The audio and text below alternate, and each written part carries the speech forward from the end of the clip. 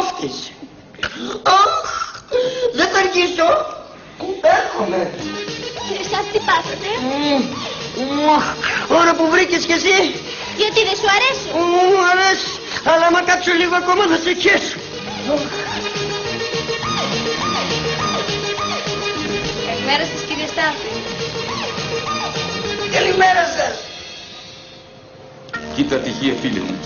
Ένα κουτί ποντικό φάρμακο κοντεύει να φάει και αυτός αντί να τα τεζάρει έπαθε ευκίλιο.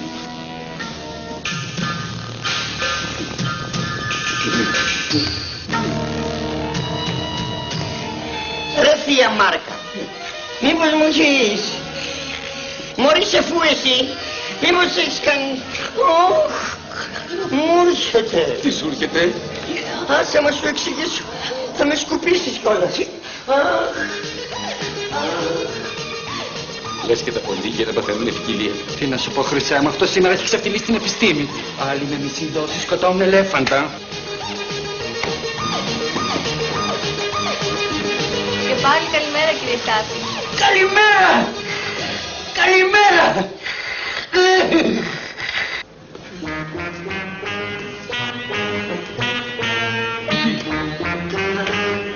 Ανησυχώ, Στάφη. Τι σου συμβαίνει? Τι έχεις, Στάφη? Εντάξει, αυτή τη στιγμή είμαι μια... Όχι ρε πούστη μπαρούτι με τάισες. Αμάν, φεύγω σαν το μοιράζ. Νομίζει ότι τώρα θα την άξει. 0 από το τέλος, μακάρι.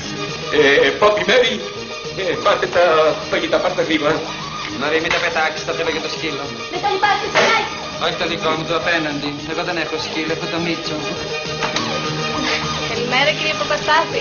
Μου την είδες την καλημέρα μωρή Ρουφιάνα. Μ' έχεις πάει με την καλημέρα. Ας το διαλώσω με ένα